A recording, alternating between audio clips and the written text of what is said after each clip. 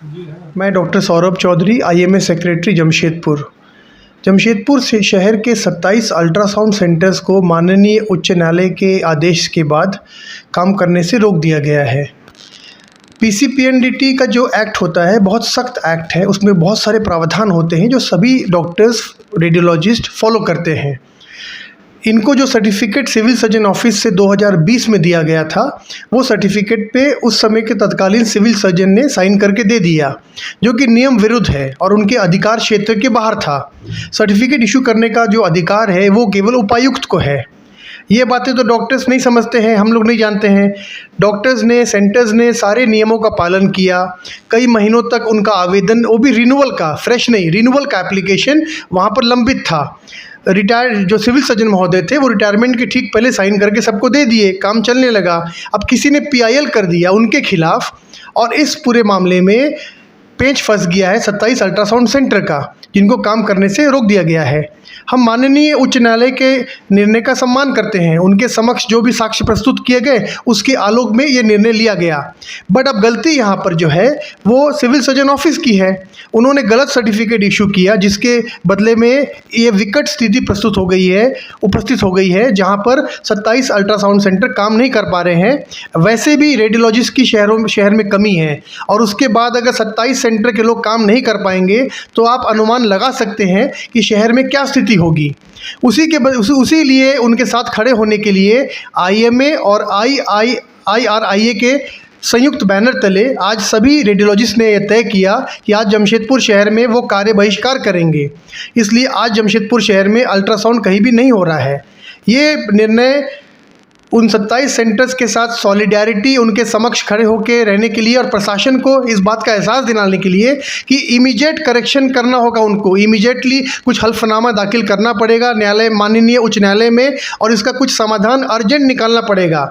नहीं तो ये स्थिति बहुत और ख़राब होती जाएगी। पेशेंट्स को बहुत ज़्यादा समस्या हो रही है, दूर दूर से प्रेग्नेंट महिलाएँ आती हैं, पेट दर्द के पेशेंट आते हैं। तो इस सबका समाधान के लिए जिला स्वास्थ्य समिति से आग्रह है कि जल्दी ही इसके लिए कुछ समाधान करें। जमशेदपुर की वहाँ मरीज जो दूर दूर से आते हैं, जमशेदपुर के जो पब्लिक मरीज जो आती हैं सरायकेला से, राजखासुआ से, इधर आपका पोटका से, इधर बाड़ागोड़ा से, लेकिन या अभी पूरी तरह ठप है, क्योंकि डॉक्टर जब तक सही डायग्नोसिस नहीं हो जाता है तब तक उनको इलाज करने के लिए बहुत सोचना पड़ता है। और आज जमशेदपुर के जितने भी डायग्नोसिस है वह बंद है।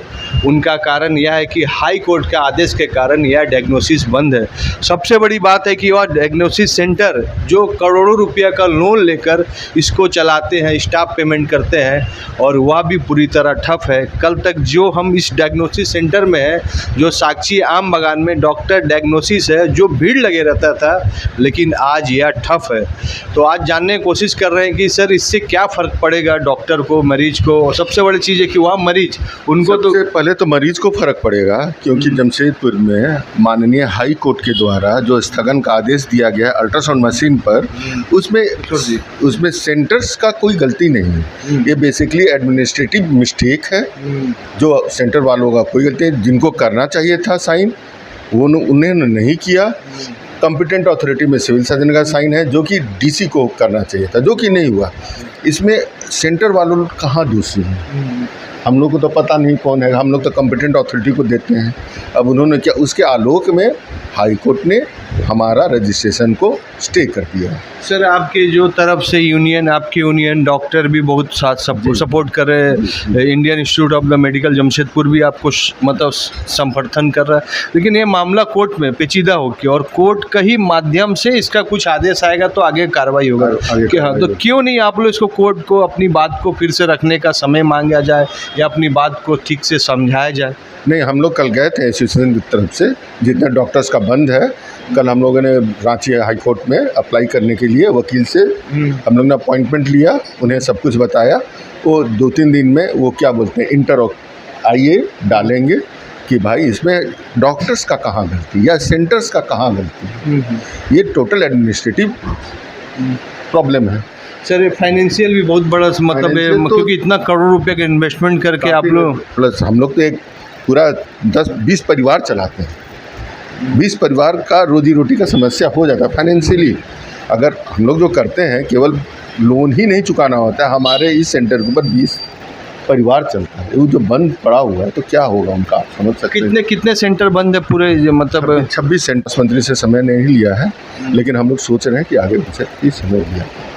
देखिए यह फैसला तो कोर्ट का है और कोर्ट का माध्यम से इसका डिसीजन होगा, लेकिन इसका कारण से वह मरीज और वह डायग्नोसिस सेंटर जिनके लिए इनके स्टाफ, इनके सभी को अफेक्टेड होगा। और हमें भी यह अनुरोध है कि कोर्ट इसमें कुछ ना कुछ अच्छा फैसला ज़रूर देगा, क्योंकि इन लोग भी अपनी तरफ से बात कोर्ट रखने के लिए कोर्ट के पास गए थे, और हमें लगता है कि कुछ फैसला कोर्ट के माध्यम से ज़रूर मिलेगा और फिर से औसा दिन मरीज को सही से डायग्नोसिस होगा और इलाज करने में दिक्कत होता है मरीज की भीड़ को संभालना। वो बोलते हैं कि प्रेग्नेंट है, इतने लेकर आती है, वो ट्रेलर और ट्रैक्टर से यहाँ आते हैं, उसके बाद यहाँ पर नहीं हो रहा है, पेशेंट सब वापस हो जाते हैं। वो सेंटर में एक न्यूसेंस भी क्रिएट होता है कि क्यों नहीं कीजिएगा, हम उतना दूर से आए हैं, इतना भाड़ा लेकर लगा कर आए, इतना पैसा लगा कर आए हैं, और आप द्रवित हो जाइए, एकदम आपके आँख से आंसू निकल जाएगा। उनको देखिएगा, वो 9 महीना का प्रेगनेंसी लेकर आई हुई है, बैठी हुई है धूप में, इस धूप में, और हम लोग चाह कर भी कुछ नहीं कर पाते, कुछ नहीं कर पाएंगे। देखिए वह दर्द है जो मरीज का, जो अपने एक्सपीरियंस बता रहे हैं कि वह लेडीज़ का जो प्रेगनेंसी का अल्ट्रासाउंड हो, इमरजेंसी केस हो गया, रोड एक्सीडेंट हो गया, उसके लिए क्या है, यह बहुत गंभीर विषय है, क्योंकि यह रोगी और आम जनता से जुड़ा हुआ। और हमें लगता है कि इसमें जल्द कुछ अच्छा सुखद फैसला आएगा, और फिर जैसे अल्ट्रासाउंड और डायग्नोसिस काम करते रहता है वह भी काम करेंगे। एडी लाइव के वीडियो को लाइक कीजिए, चैनल को सब्सक्राइब कीजिए। एडी लाइव की पूरी टीम की ओर से सभी को धन्यवाद। जोहार।